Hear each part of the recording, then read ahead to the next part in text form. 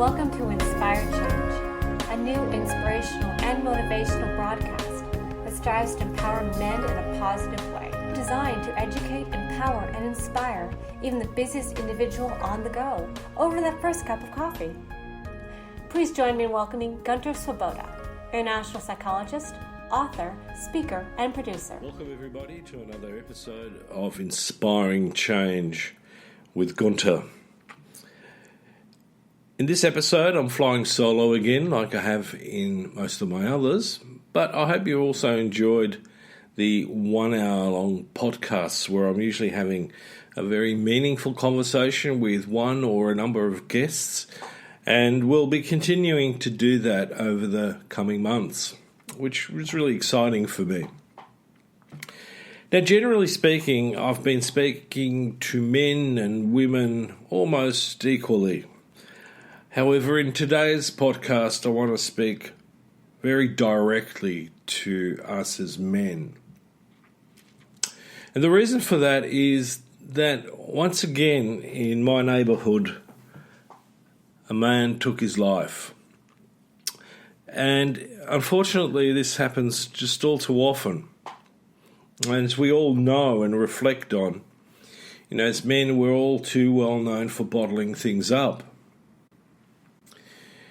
And, I can read you, quite a lot of statistics, like on average 1 in 8 men will experience depression and 1 in 5 men will experience anxiety at some stage in their life.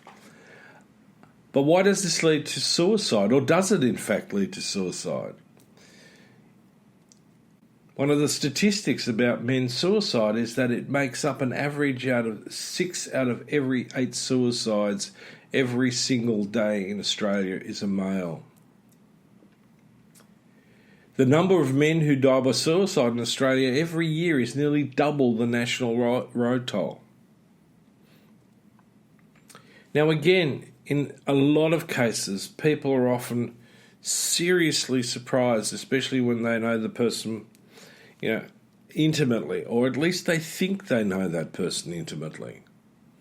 And the question is, why is it that the suicide rate amongst men is so high? Now, there's a huge number of reasons for that, and I'll get into that later. But the other question that also pops up is, what is it that we're going to do about this absolutely appalling statistic? We pride ourselves of living in the lucky country. But is that really reflected in the mental health statistics? Are we really feeling lucky? Now, what the statistics tell me is that not so much. The statistics tell me that we're actually struggling to survive, let alone thrive, in this so-called lucky country. Now, again, why? What's going on? Now, you're probably going to guess that at this point I'm going to put some of the responsibility down to the core issue, which is how we as men are socialised. And so, we've come to live in an environment that expects success and in its own way demands happiness. Now, the question is, can we sustain that all the time, especially when the world, as it stands today, is in fact in crisis, in turmoil, and in many respects quite chaotic? So let me come back again. So why is it that men so far disproportionate from women commit suicide? We really go to a level that is so serious in its scope and nature that unless we start to really unpack this and do something constructive with it on a strategic basis, it's not going to get better. So how can we make men more resilient in that environment, that lucky country that obviously many of us don't feel so lucky in. So one of the things that I want to actually address in this context too, aside from the way that we're socialised, is that a study done in the United States found that 54% of Americans who died by suicide had actually no known mental illness. Now that statistic's very, very important, because what most of the time people assume is that the person who commits suicide is going to be obvious by their emotional and psychological distress. Now, as most of us know, who've read the paper, who've paid attention to the media about men who kill themselves, a lot of the time it's a total surprise. It's not that they were holding up a sign going, "I am going to kill myself." It was a stealth behaviour. People were shocked, are shocked when it happens. I had no idea Fred felt so bad. He was the life of the party the other day. I had a few drinks, a good few laughs. He was looking forward to going to the office the next week. So what is it? So let me unpack it in a way. First of all, to dispel the idea that men commit suicide always because they are depressed. There's lots of reasons. And some of the causes of suicide fall into the realm of just being in pain. And that's both physical and psychological pain.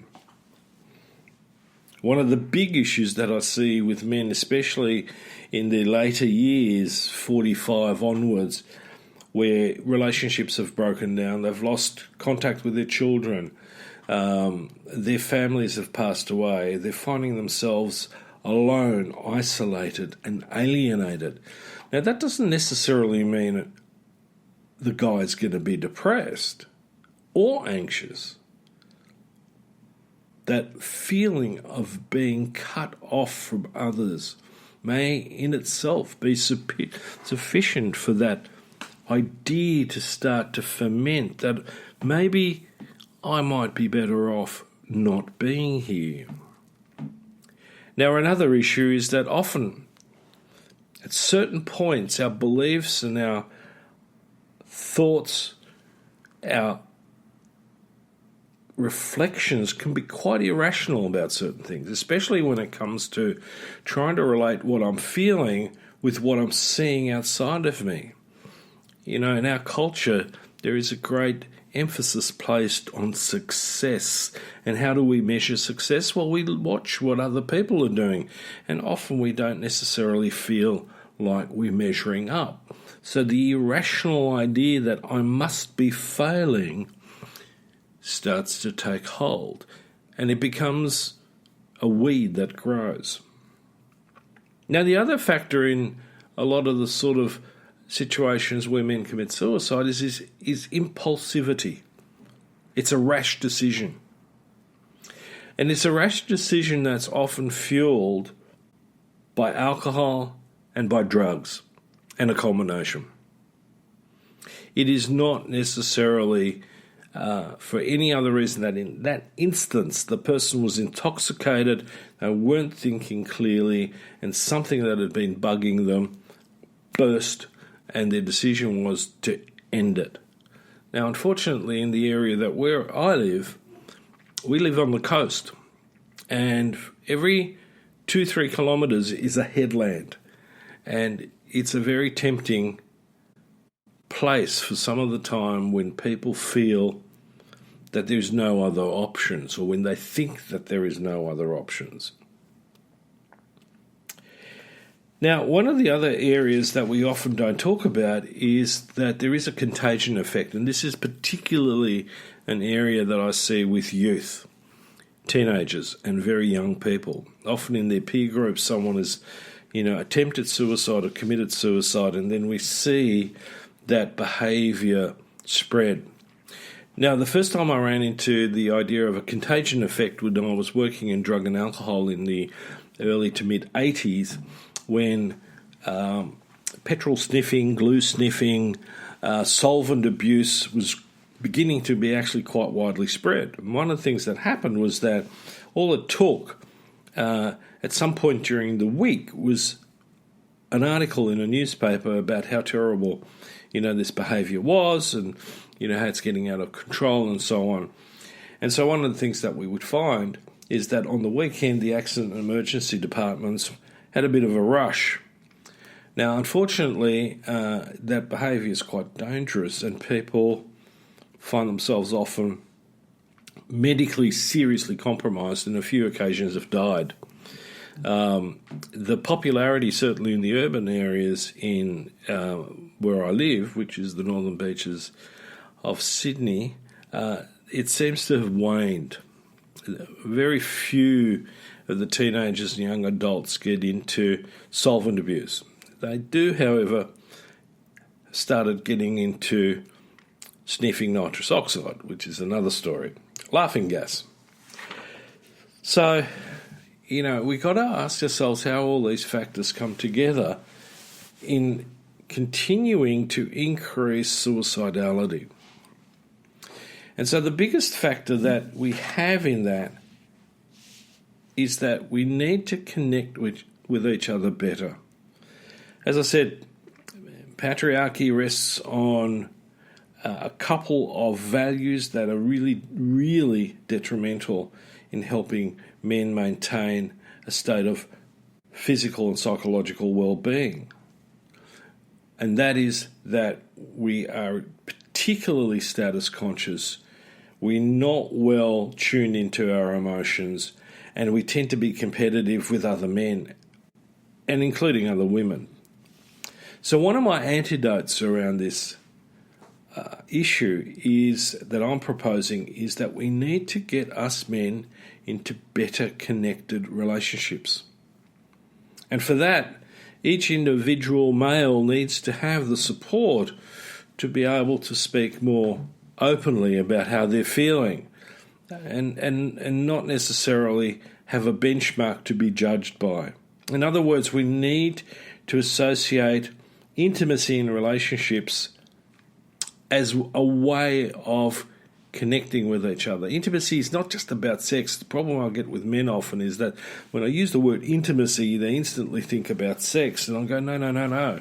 The emotional component is that, is that significant part in this. Yeah, sex is great, it's important, but being emotionally connected is even more valuable in maintaining a sense of well-being overall. Now, we need to be flexible with that too, because there are some times when I do need to sort of be a bit, careful about what I share. Sometimes we overdo it once I get the feeling, oh, wow, this is fantastic. It feels really good to open up. But I also need to be there to listen to my partner. But the important point that I want to make is that as men, we need to check in with each other. So the thing that I practice and teach is when I ask someone, how are you? And I have a slight inkling, or my intuition tells me that they may not be travelling that well, is to go, okay, let me wait and see what he says. And usually the most immediate response is, yeah, no, good. And then if I'm not convinced, I'll follow it up with the next question. Are you really? Now, with closer friends, eventually, and quite often almost immediately, they'll go, well, no, there's stuff going on. But I think we need to practice that more over that issue more broadly. We need to really get into that sort of state where we don't take the first answer for granted. We also need to get across that no matter what you're going to tell me, I'm not going to judge you, but I want to be there for you. Earlier on before this podcast, I had a very meaningful contact with a friend of mine who's just lost someone as well. Now, I could have put that off because I hadn't had lunch.